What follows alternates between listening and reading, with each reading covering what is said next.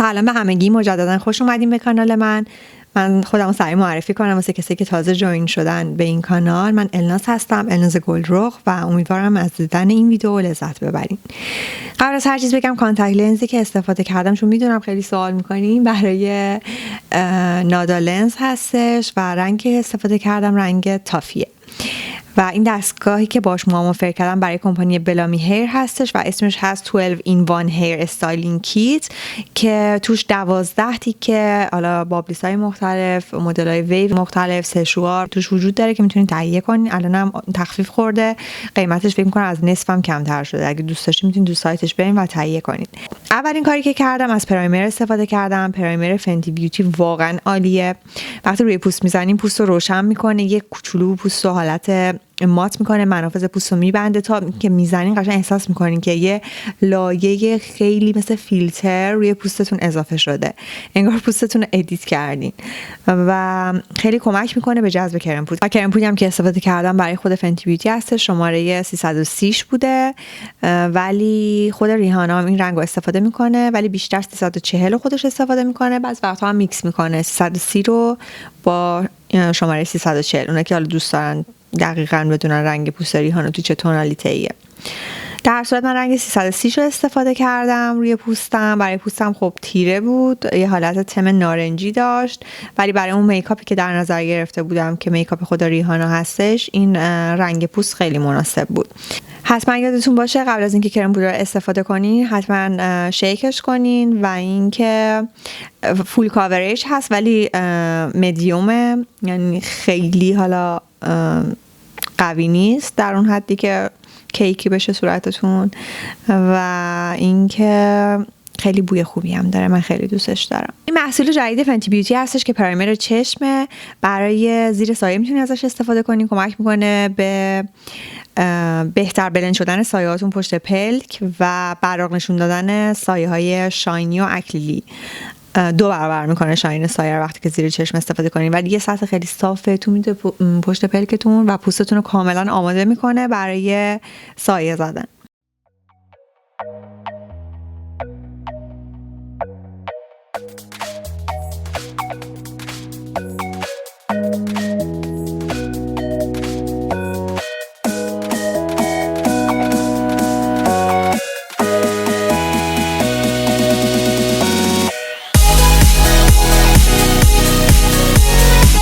خب میرسیم به پالت معروف جدید فنتی بیوتی که رنگاش فوق‌العاده است، واقعا دوستش دارم. اسمش هست موراکن سپایس که همون معنیش میشه همون ادویه، اگه اشتباه نکنم مراکشی، و اینکه کلا تمام رنگای گرم رو توی این به تصویر کشیده.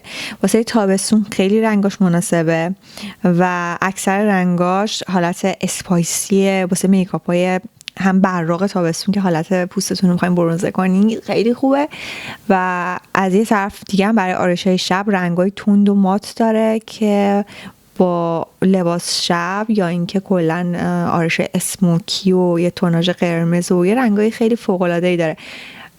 این پالتش رو من خیلی از پالت قبلیش بیشتر دوست دارم، به خاطر اینکه تنوع رنگاش بیشتره، توش هم از رنگای مات استفاده شده هم از رنگای براق و ترکیب رنگاش فوق‌العاده است. تقریبا اکثر رنگایی که خیلی جذاب و خاص‌تر رو تو این پالت میتونید پیدا کنید واسه آرایش‌های خاص که آرایشاتون تکراری نباشه. از براش خود فنتی بیوتی هم استفاده کردم برای بلند کردن سایه هاش که خیلی براش خوبیه و طبق معمول از رنگای روشن‌تر اول استفاده کردیم، رنگ مات استفاده کردیم برای بیس. بعد از اینکه اونو کاملا روی پوست بلند کردین که قبلا توضیح دادم، روشو دوباره یه درجه تیره‌تر کار کردم و برای اینکه برق سایه که گفتم بیشتر بشه، که بهتون گفتم برق سایه با پرایمر خیلی بیشتر میشه، چون میخوام الان حالت اکلی کار کنم خیلی کم از پرایمر پشت چشم کار میکنید. حالا میتونید با براش محوش کنید یا با دست. من برای که سایه ها به هم نریزه یه مقدار دارم با انگشت کار میکنم.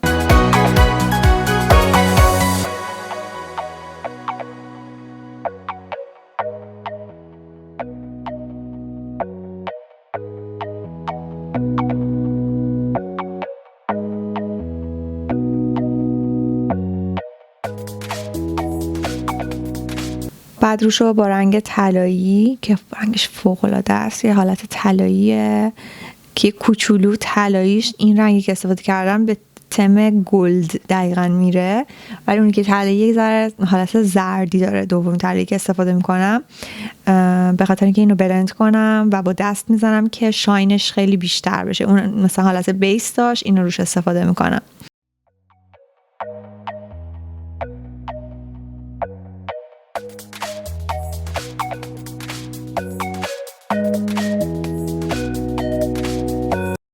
بعد از این میرسیم به پروداکت جدید این برند، فلایلاینر، که خط چشم هستش که فوق‌العاده است. طراحی خیلی جالبی کرده و به شکل مثلثی درست کرده و نوک قلم خیلی بلنده، قشنگ عین قلم‌های آرت، قشنگ کاملا میتونین رو صورت نقاشی کنین، مخصوصا برای کسایی که تازه شروع کردن و میخوان از مبتدی هستن و میخوان شروع کنن برای خط چشم کشیدن. 100% اگه نمیتونیدم با این خط چشم میتونید برای خودتون خط چشم بکشین، خیلی راحته و اینکه با آبم پاک نمیشه.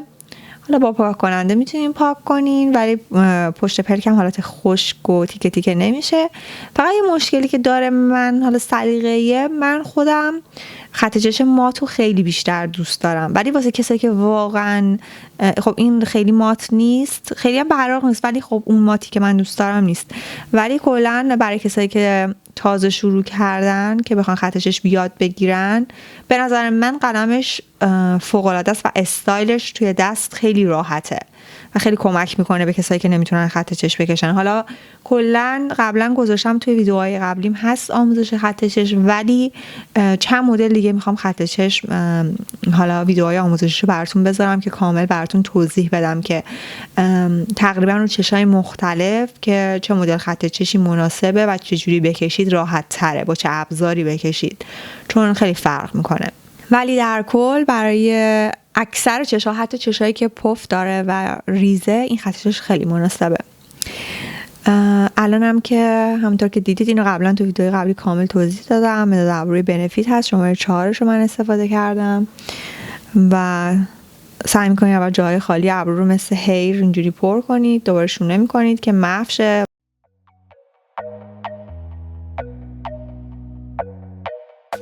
ریمل ابرویی هم که استفاده کردم که برای مک، همون توستد بلاند مک هستش و یه کوچولو زیر چشم دوباره کرم پودر هم استفاده میکنم که زیر چشم اون سایه های اضافه های سایه که ریخته پاک بشه و بعدش دوباره از خود سایه قهوه‌ای که برای پشت پلک مات، رنگ ماتش که استفاده کرده بودم، یه لایه زیر چشم کار میکنیم و دوباره گوشه داخلی چشممو از همون اکریلیک طلایی، یعنی همون سایه براق استفاده کردم و این دوتا رو با هم مچ کردم. مدادی که استفاده میکنم برای برند مارک جیکوبز هستش، مداد مورد علاقه منه، ولی بهتون پیشنهاد میکنم اگه دوست دارین یه مدادی استفاده کنین که زود پاک شه از داخل چشم، اینو استفاده نکنین چون واقعا میمونه. یعنی یه صبح اگه استفاده کنین مثلا مداد مشکی شو، تا شب توی چشمتونه یا رنگای دیگه شو، مثل مداد رنگی تقریبا تنوع رنگ داره، میتونین هر رنگشو استفاده کنین. این مدادا خودش خیلی کولاک کرده، واقعا مدادای خیلی خاصیه، ولی میگم بهتون پیشنهاد میکنم اگه میخواین آرایشتون سریع پاک کنین از این استفاده نکنین، چون برای پاک کردنش واقعا به مشکل میخورین، خیلی طولانیه و سخت پاک میشه. موژه‌ای که استفاده کردم برای برند هاوس آف لشز بود که خیلی موژه نچرالی استفاده کردم، مدلش هم که براتون نوشتم، و از مچستیک فنتی بیوتی استفاده کردم. این مچستیک های فنتی بیوتی راجع به اینا براتون یه توضیح بدم. هم به جای کانسیلر میتونین استفاده کنین، هم کانتور، هم هایلایت، چون تنوع رنگی داره، هم رژ لب، هم سایه. ولی من یک بار از رنگ روشنش استفاده کردم برای زیر چشمم و حالا نمیدونم به پوست من نساخت، خیلی خشکه و باعث شد که زیر چشمم وسط میکاپ یه عالمه چروک بشه و خط بیفته، خطای ریز ریز و عمیق. ولی که تصمیم گرفتم که هیچ وقت حداقل زیر چشم استفاده نکنم، ولی برای کانتور و واسه هایلایت و برای رژ لب و سایه خیلی ترکیب قشنگی. فکر کنم ویدیوش هم دیده باشین که تو ویدیوهای قبلی گذاشتم و توضیح دادم. ولی در کل برای زیر چشم من پیشنهاد نمی‌کنم، مگر اینکه پوستتون انقدر چرب باشه که این حالت خشک به وجود نیاد، چون من پوستم خشکه تقریبا. آره دیگه خشکه کلا. من همیشه از مرطوب کننده و آبرسان استفاده میکنم و دوستان مثل که گفته بودن یه ویدئویی هم در مورد مراقبت‌های پوستی که از پوست خودم انجام میدم براتون درست کنم که حتما این کار میکنم. هم تمام کرمایی که استفاده میکنم بهتون معرفی میکنم که به زودی براتونم تو یوتیوب میذارم.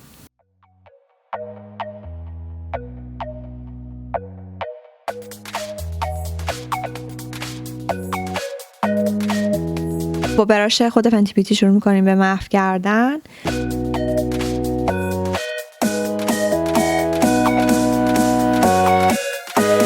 تو این قسمت از اینویزیمت بلاتینگ پاودر فنتی بیوتی استفاده میکنیم که یه پودر خیلی لطیفه و اینکه قشنگ رو صورت که میزنیم منافذ پوست صورت رو کاملا میبنده، صورت رو خسته نمیکنه. مخصوصا برای عکسای که با فلش ازتون میخواد جایی برین که گرفته شه خیلی خوبه، چون پوست اون حالت برقش رو میگیره.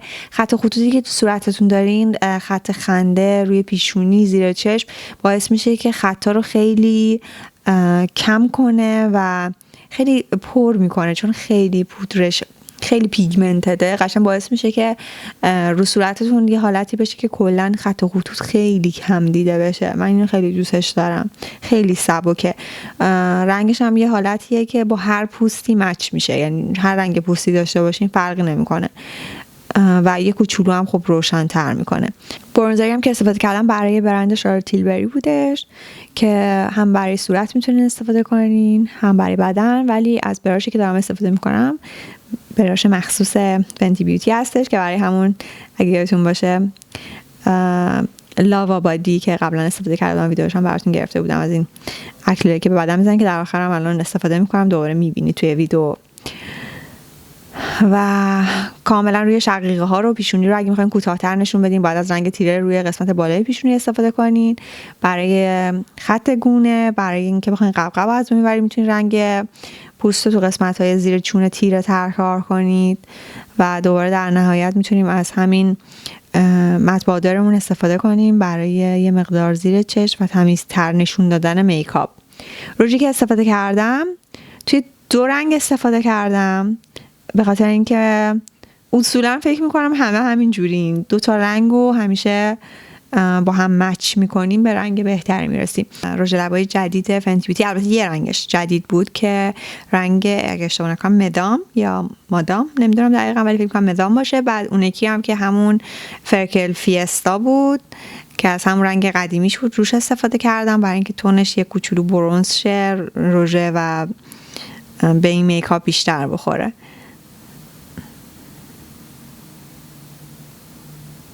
خیلی سختی کشیدم تا اینکه این 2 تا رنگ با هم مچ کنم، یه رنگی در بیارم که شبیه باشه به میکاپی که میکاپ آرتیست ریحانه زده بود. ولی بعداً که رفتم تو پیج خود میکاپ آرتیست دیدم که رژ رو اصلا نوشته که دقیقاً چی بوده و فرقم داشت. جالب اینجا بود که اصلا یه رژ دیگه استفاده کرده بود، یه رنگش همون رنگی بود که من استفاده کرده بودم، همین رنگ مدام، ولی اون یکیش اصلا یه رنگ دیگه استفاده کرده بود و به این ترکیب رسیده بود. خیلی جالب بود، ولی من کلا یه رنگ دیگه استفاده کرده بودم برای این ترکیب.